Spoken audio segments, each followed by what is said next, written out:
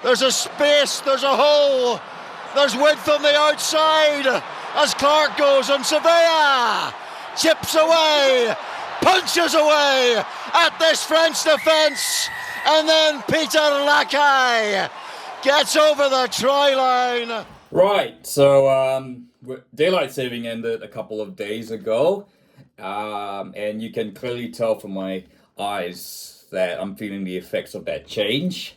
But also, and with that, though, it means that we're edging ever closer to the naming of the first All Blacks side for 2025. Look, I know it's April, but I guess we've had half of a really excellent Super Rugby season and thoroughly enjoyable. Even though, look, I know the top six currently is mostly Australian, but personally, I'm just really happy that Australian rugby is getting better. It's still too early to say whether it's back to, it's certainly too early to say that it's back to the good old days of George Gregan, Stephen Larkham, and New Zealand fans don't necessarily want that, but it's kind of nice to see the Australian teams being competitive and really pushing the New Zealand side. I think a New Zealand Super Rugby side will still win the competition. I think it's either the Chiefs or the Crusaders, but it is good to see that the competition behind them is really, really close. It makes for an outstanding competition, and consequently has seen a lot of players who are, whether they're in they're bang on starters for the All Blacks or they're on the periphery certainly, or future stars. That names you might not. This season's Wallace Satiti. To see a lot of names possibly pop up already in the conversation for the All Blacks, it's really, really good. And so look, I guess it's a bit. Look, I guess obviously we won't know. I guess we'll find out sooner rather than later what how many players will be in Scott Robertson's first All Blacks squad to play the series against France in July. But look, so for the sake of this, I'm just gonna name like a run on team and the bench, just to make it simple based on what I've seen in Super Rugby so far. So without further ado, here's a way too early first All Blacks team of 2025.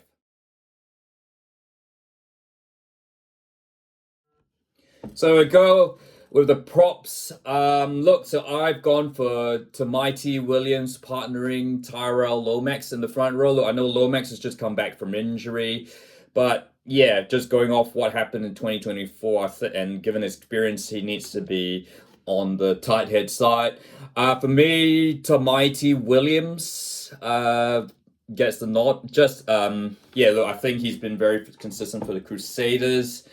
And really, really, he continues to show his talent, and I guess the stature he has. Of course, Tamaiti Williams is, as a rugby player, is a lot bigger, to say the word, than the average New Zealand player. So he's just such. I guess what I'm trying to say, he's just got such a unique body build, and he's just continued to keep, since being picked for the All Blacks, he's just continued to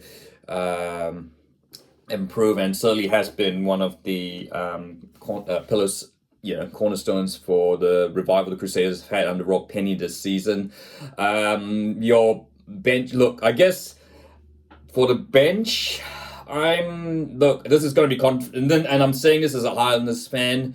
I'm going to go with Tossi and Tungafasi. Tungafasi, I think, has to be in there. Look, I mean, the Blues haven't had the best season, but, Tungafasi has never had he's never really let the All Blacks down. His experience is vital, so I'm going to have him there. And I think, Tossi, for me, just gets ahead of Ethan de Groot. Look, I know, and obviously the Highlanders fan would like to name Ethan de Groot on the side, but I just don't think he's quite had he's had the season that I would like him to have.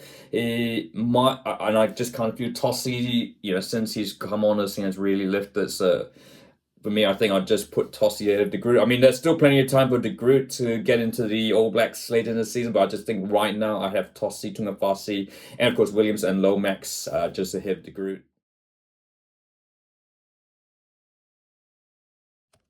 Hookers, yeah. So I think Cody Taylor to start. Yeah, I think there's enough really said. Like even in his later years, Taylor is still, still playing some of his best rugby, and certainly like Tamani Williams has been a cornerstone for the Crusaders' revival this season under Rob Penny. Asafo Moore, of course, coming back from injury. I think mainly look. I know he's come on from the bench most of this season with Devery starting for the Hurricanes. But yeah, I think given Omua's last season, I think he'd be the second best hooker in New Zealand. But I think that on that second hooker position, I think with Sami Soni Takiaho now coming back after missing a whole year season of rugby, he's looked really really good, and I think and look, I think as he gets more game time, he can only get better. So if Takiaho doesn't sustain another injury, I think for me, he will get in there, and it's going to be a real battle royale for that second hooker spot. Maybe a couple more games, and Takiaho might even take back that number one spot, but for me, Cody Taylor is the number one hooker for the All Blacks.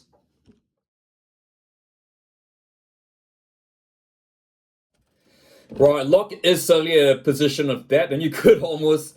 I am tempted to name my four locks, like as if it was a squad. You could even name five, but yeah, look, as to stick with this, I think to stick with a run on and a bench. Obviously Scott Barrett has to be in there because he's the captain.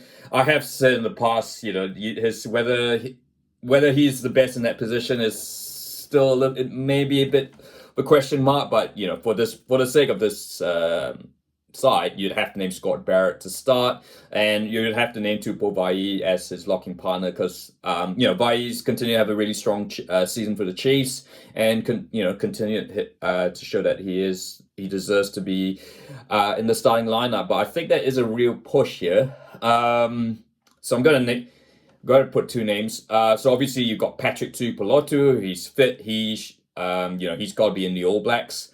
But you've also got Fabian Holland, the giant Dutchman, who is finally eligible to play for the All Blacks and is a fan favorite, not just with the Highlanders but nationwide.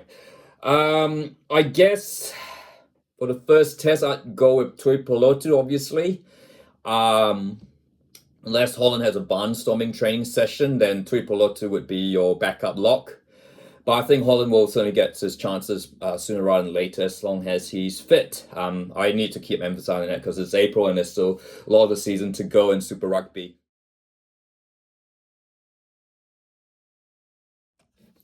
Your loose forwards, look, I guess no Sam K now. He's obviously gone on to try the sashimi in Japan.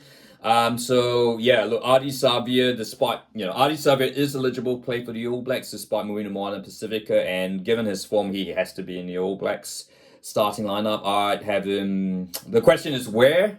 For the moment now, I'd have him possibly at 7.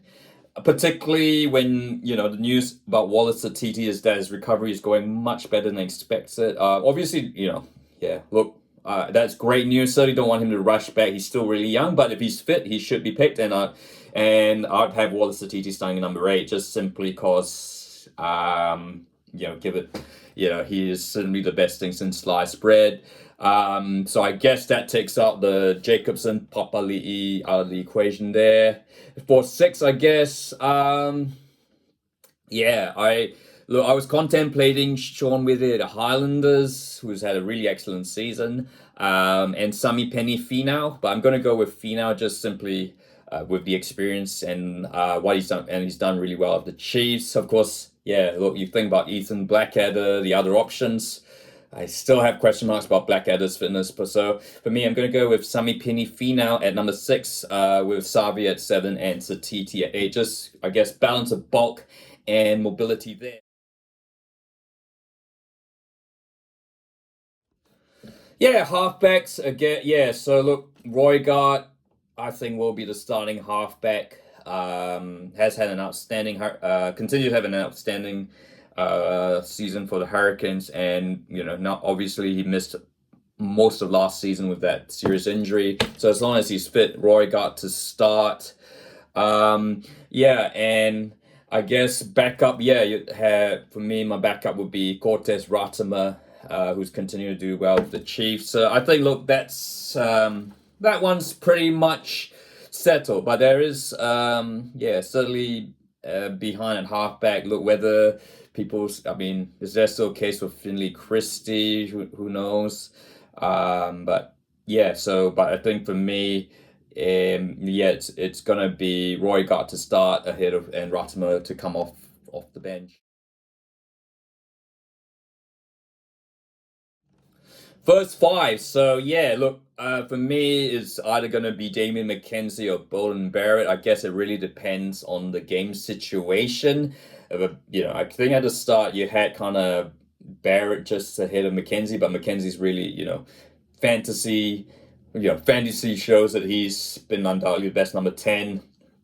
But of course that, fantasy super rugby it's definitely different from test rugby. So I guess, yeah, it will ultimately come down to, I guess it will certainly come down to the touring side who the French bring.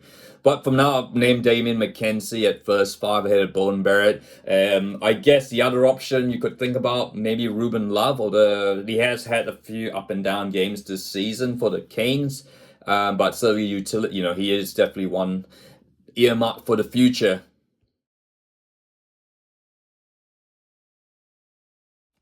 For midfield, yeah. So I guess the question, yeah. So Jordie Barrett is eligible for the All Blacks if he's fit and once he comes back from his stint with Leinster. I guess it's whether the thing is, whether Scott Barrett goes for him or gives him a bit of time to adapt to the pace of New Zealand rugby. So I have to say that playing URC is pretty much the best. Playing the URC, I don't. Should keep you pretty much test match fit nowadays. There's also obviously there's a clamoring from fans. I think for me, Quinn Tupai should be back in the All Blacks, and I wouldn't hesitate to make him my number 12.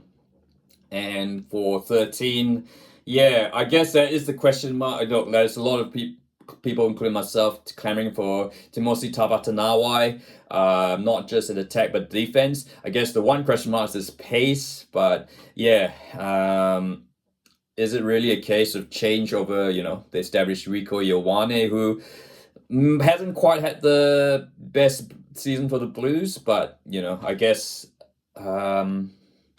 certainly offers that option at pace at center.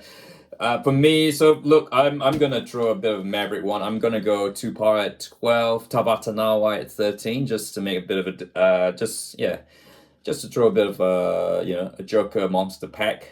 Dare say it's gonna be it could very well be Barrett and Ioane, maybe even David Havili at second five. So watch this space.